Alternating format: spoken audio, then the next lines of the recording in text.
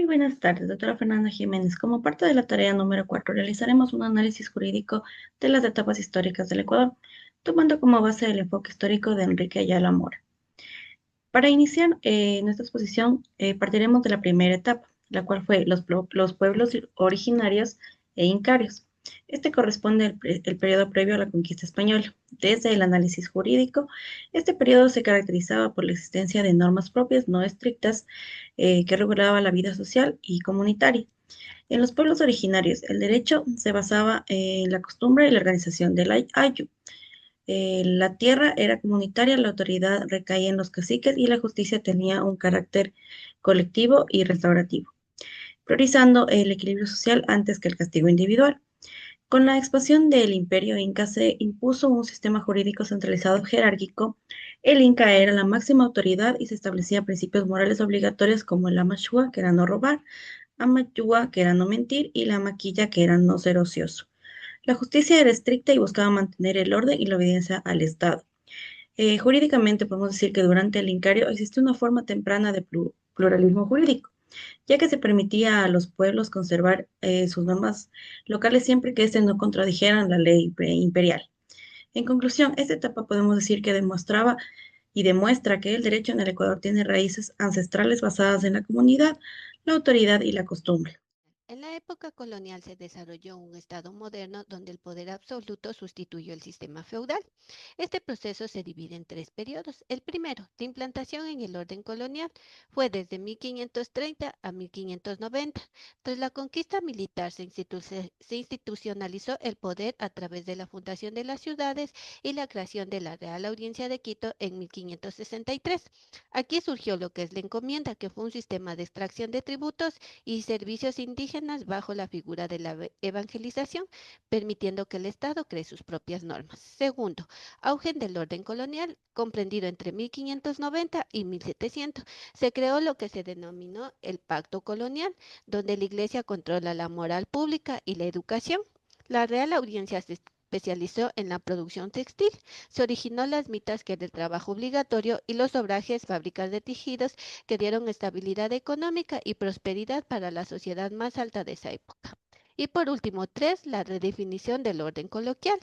Fue entre 1700 y 1808, tras una profunda crisis generada por los desastres naturales y las reformas borbónicas, provocó el fin de la producción textil, pero surgió lo que es el latifundio, donde la riqueza ahora en las tierras, y además surgió los denominados los criollos, quienes eran personas especializadas en jurisprudencia y derecho canónico, como fue Eugenio Espejo, que empezó a cuestionar el empoderamiento de los españoles y así preparó el camino para la independencia. La independencia del Ecuador no fue un hecho inmediato, sino que fue un proceso histórico y jurídico progresivo. Según Ayala Mora, inicia a finales del siglo XVIII, cuando la crisis del sistema colonial español debilitó la autoridad del Estado colonial y permitió que los criollos cuestionaran el orden jurídico impuesto por la corona. El primer momento clave fue la Revolución de Quito en 1809, donde se formó la Junta de Gobierno. Aunque aún se declaraba fidelidad al rey, jurídicamente fue importante porque introdujo la idea de un autogobierno y rompió el principio de obediencia absoluta al poder colonial. Posteriormente, el proceso siguió avanzando con conflictos armados y nuevos intentos de organización política, hasta llegar a la independencia definitiva en 1822, tras la batalla de Pichincha.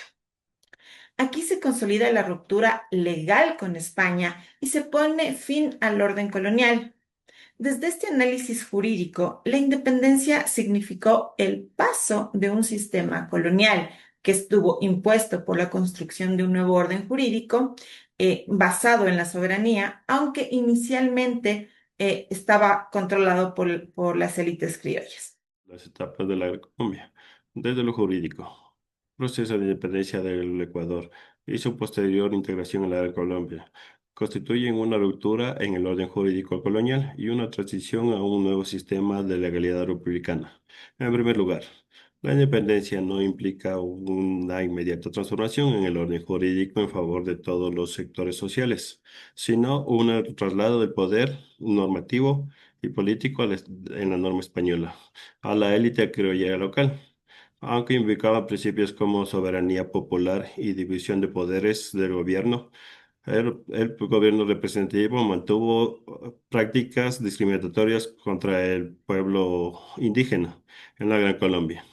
Se intentó consolidar un Estado de Derecho del carácter republicano, con reformas jurídicas orientadas a la igualdad, la eliminación del trabajo forzado de indígenas y la abolición de privilegios coloniales. No obstante, el conflicto entre capitalismo y feudalismo no sumó intereses y, y no consolidó el sistema jurídico unitario y solidario.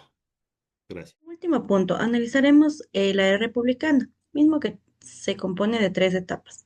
La primera etapa es la República Temprana o Volárquica, dada del año 1830 a 1895. La República Temprana inicia en 1830 cuando el Ecuador se separa de la Gran Colombia. En esta etapa, el poder político estuvo a manos de las élites terratenientes y comerciales, lo que dio lugar a un estado débil y excluyente. La mayoría de las poblaciones quedaron fuera de la vida política, ya que la ciudadanía estaba limitada por ciertos criterios económicos y sociales. Jurídicamente se establecieron constituciones formales, pero los derechos no se aplicaban de manera igualitaria. Segundo periodo llamado Proyecto Nacional Mestizo. La Revolución Liberal fue un hecho importante para la República del Ecuador, ya que lo convirtió en un estado laico, reduciendo la influencia de la Iglesia y modificando las leyes como las instituciones públicas. Posteriormente, el sistema financiero obtuvo una gran crisis, lo que culminó en 1925. Como respuesta a estos cambios, ante la creación del Banco Central y las reformas al Código de Trabajo, a lo largo del siglo XX, el Estado sufrió inestabilidades económicas y políticas, pero en 1948, gracias al auge bananero, existió trabajo y estabilidad económica, lo que consolidó al Estado moderno.